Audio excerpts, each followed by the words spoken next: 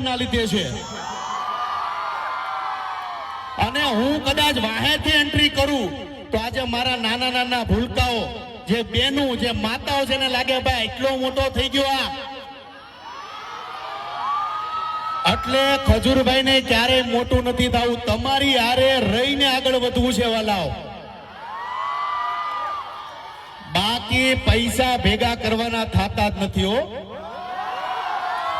ગુજરાતમાં અત્યાર સુધીમાં 345 ઘર બનેવા છે.